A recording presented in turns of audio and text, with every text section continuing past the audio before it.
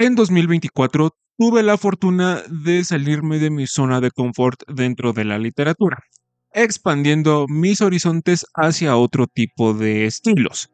Literatura más seria, entre comillas, y también libros fantásticos o con una temática que tuviera algún elemento fantástico o ficticio de por medio.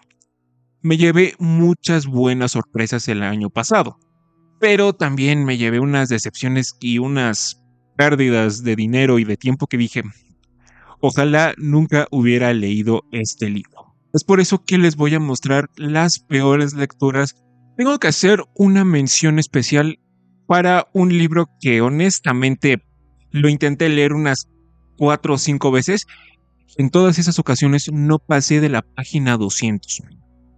Es una desgracia porque realmente la historia y el planteamiento sí es medianamente interesante, pero la ejecución deja muchísimo, muchísimo que desear. Es el libro de Tú no desvivirás de Julia Navarro. Se supone que está ubicado después de la Guerra Civil Española y, o sea, la recreación, toda la documentación está bien, pero la historia es simplemente un no definitivamente de mi parte. Es muy tediosa, es muy larga, es muy aburrida. Les digo, no pasé de las 200 páginas y yo decía, ¿en qué momento esto se va a poner bueno? ¿En qué momento esto va a aportar algo interesante para mí como lector? No lo terminé, me voy a tener que obligar a leerlo. Ahora sí, este 2024 ya lleva muchos años ahí en mi librero de espera, pero honestamente con esta calidad de escritura ni siquiera se me antoja. Lo más probable es que en algún punto sí lo termine leyendo, pero de momento de ninguna forma lo voy a leer.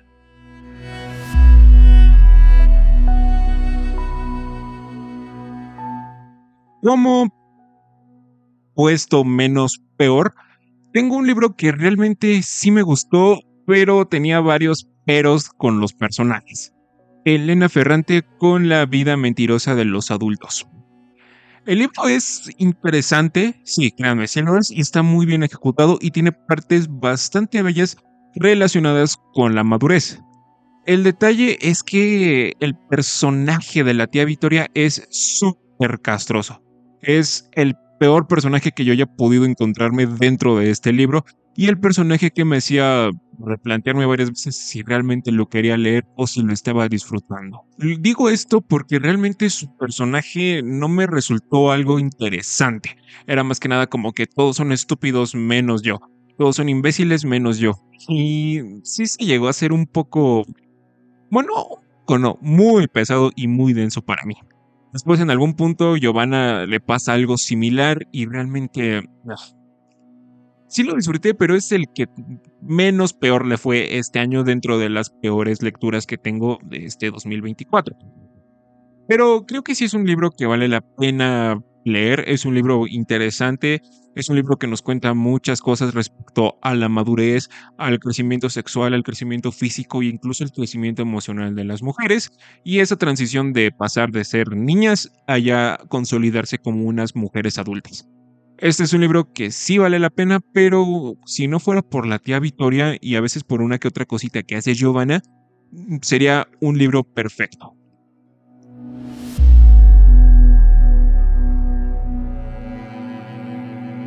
Me duele mucho que tenga que muchos de estos libros hayan sido escritos por mujeres, libros que voy a decir a continuación, pero seamos honestos, mucho poco importa si el escritor es una mujer o un hombre, si no lo hace bien, o sea, da igual. O sea, no tiene nada que ver si es mujer o si es hombre, el hecho de que lo haga bien. En el siguiente puesto tengo a Sofía Segovia con su libro de Peregrinos. Un libro que nos cuenta la historia de Prusia dentro de la Segunda Guerra a través de perspectivas. Este es un libro de casi 600 y pico páginas, 625, 630 lo mucho, que nos habla de los horrores de la guerra. El detalle es que lo hace a través de la perspectiva de varias familias, de cómo se las arreglan poco a poco, pero lo interesante de esto es que no agarramos el conflicto en la guerra, no agarramos el conflicto bélico en los campos o en las trincheras, lo agarramos desde fuera, con las personas que tienen que sufrir los horrores de esta misma. Es interesante en algunas partes, sí, pero el detalle es que es muy, muy aburrido. No pasa absolutamente nada. Lo único que a mí me gustó fue el principio, las primeras 30 páginas y las últimas 50 y una partecita de en medio. De ahí en fuera yo creo que ni siquiera 400 páginas valen la pena. Realmente esto es un libro que inflan demasiado, es un libro que dicen, wow, es lo mejor, es uno de los mejores libros que yo he leído en mi vida, y bla, bla, bla, bla, bla. Cosa que realmente no. Es un libro muy aburrido, es un libro muy, muy tenso. Los personajes están construidos medianamente bien. Porque cuando les pasa algo es como que de, híjole, pobrecitos lo que les acaba de pasar. Pero no lo decimos por los personajes o porque estemos relacionados a ellos. Lo decimos porque es feo lo que les pasa, no realmente porque tengamos una cercanía con estos personajes. La escritura está bastante bien, no resulta pesada ni densa, porque eso sería una mentada de madre que, la verdad, le sobran fácil unas 300 páginas. Se toma mucho tiempo y no llega absolutamente nada. Lo bueno, entre comillas, ya pasa al final, pero no es de esos libros donde mínimamente pasa algo y nos encariñamos con los personajes entre capítulo y capítulo. No pasa absolutamente nada. Es un libro aburrido, no pasa nada, los personajes son muy un cero a la izquierda prácticamente en algunos casos, y lo bueno, no vale la pena siquiera este libro ni para recomendarlo ni nada, realmente no, es un libro que yo de plano le digo no.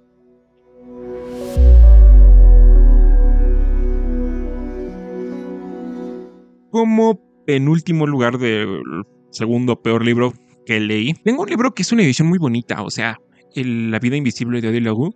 Vean, incluso esta brilla, las letras están muy bonitas, es dorado y, o sea, es muy bonito, es un libro muy, muy bonito. Después de haber leído esto, me quedan claras dos cosas. La literatura está pasando por un momento bastante extraño y Neil Gaiman tiene un gusto pésimo. Aquí lo recomienda, bla, bla, bla. El libro está consciente de que es una cochina estupidez. Es un libro que no tiene sentido y está consciente de eso. ¿De qué trata? Bueno, prácticamente es una estupidez. Adi Lagu la van a casar con un tipo, con un güey cualquiera, y ella no quiere vivir para siempre, quiere tener aventuras y bla, bla, bla. Entonces, de una forma u otra, se le presenta un diablo, que no es un diablo, pero que sí es un diablo, tanto así que el libro no sabe si es el diablo o no es el diablo. El caso con esto es que este diablo, que no es diablo, pero sí es diablo, le dice a Adi que le va a conceder su deseo y que va a ser inmortal, pero que nadie la va a recordar. El detonante de la historia es cuando se encuentra con un tipo, ya ni siquiera me acuerdo su nombre, por azares del destino sí la termina reconociendo, la termina recordando, entonces lógicamente se hace una historia de amor, bueno, amor, y el diablo como que mete sus manos y bla, bla, bla. Cuando Adi le pide el deseo al diablo de que viva para siempre y eso, el diablo literalmente se queda de, ¿realmente eso es todo? Y desde ahí me quedé en claro, dije, ok, si ni siquiera el libro se lo puede tomar en serio, yo no me lo voy a poder tomar en serio. Mínimamente hay una parte sí mediamente interesante que es cómo Adi se las va arreglando poco a poco para sobrevivir y que no la echen de sus casas o de hoteles y ese tipo de cosas. Pero hasta ahí, o sea, realmente hasta ahí, eso es lo único medianamente interesante que tiene el libro y pasa en las primeras 50 páginas, no pasa de la número 100. Está tan consciente de que es una estupidez que no sabe a qué ir. Cuando se supone que ya es lo bueno, cuando ya se supone que es el clímax de la historia, significa un cero a la izquierda prácticamente. No pasa nada si no lo leen. O sea, realmente hasta se estarían ahorrando un buen tiempo de su vida, pero igual es bueno leer libros malos de vez en cuando. Un pero enorme que tiene es que este diablo que era, pues sí, imponía, era una figura muy misteriosa dentro de la historia, no aparecía tanto, pero en un punto entrado de la historia es un capítulo de Adi con este güey del que sí se acuerda y otro capítulo con el diablo, uno con el güey, otro con el diablo y así, entonces van intercalados y esa figura que representaba el diablo, que no es diablo, pero sí es diablo, se ve completamente opacada como un cero a la izquierda y termina siendo un personaje risible, vomitable que no se toma en serio. O sea, estamos hablando como si fuera un pinche fanfic de Wattpad que moja a las niñas de 15 años porque el güey es un súper tóxico, mamadas así como After 50 sombras de Grey. Esto es un libro más o menos así, pero no es tan obsceno y tampoco es tan, bueno, sí es estúpido en su totalidad. Como que trata de tomarse en serio, ese es el detalle. Solamente que no hay ninguna razón para tomarse esta porquería en serio.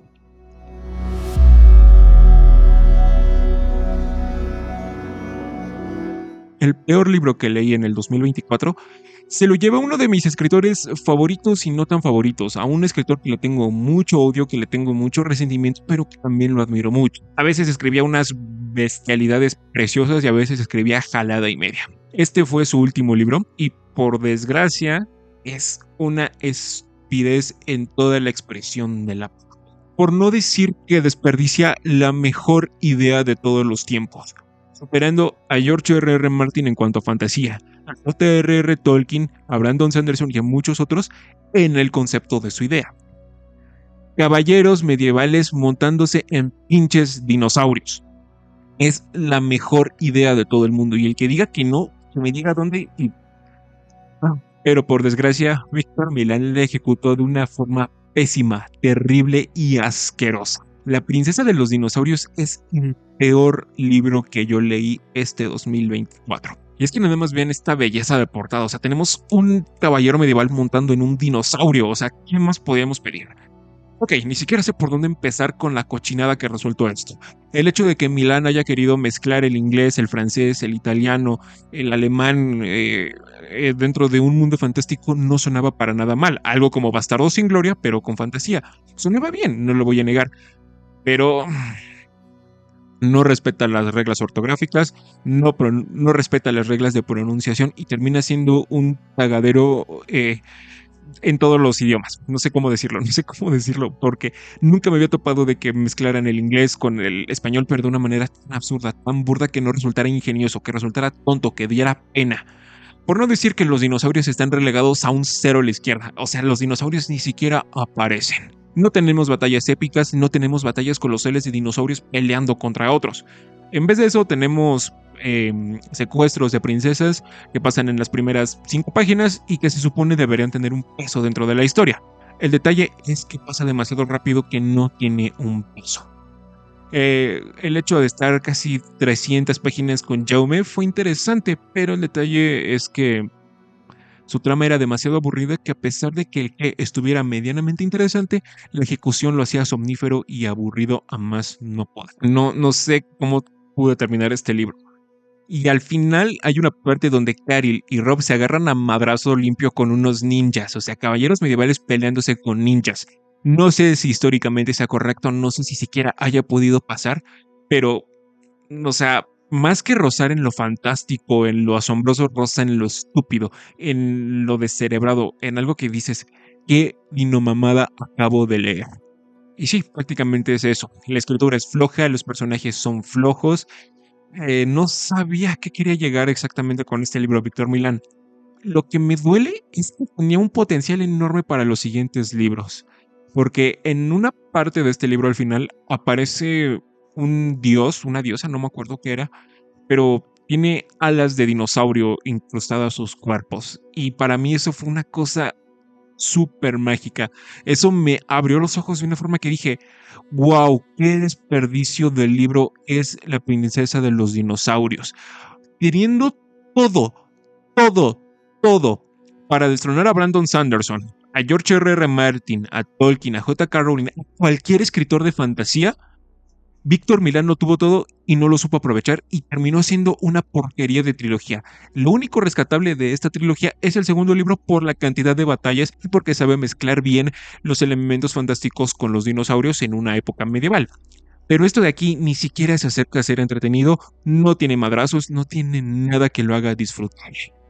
Por desgracia, fue el último libro que Milán publicó, fue el último libro que escribió y terminó siendo esta porquería que resulta ser La princesa de los dinosaurios.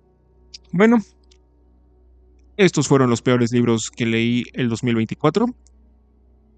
Si están de acuerdo con alguno, díganmelo en los comentarios. Si no, también díganmelo. Díganme cuáles fueron los peores libros que leyeron, cuáles fueron los mejores. Y sin más que agradecer, nos vemos a la próxima.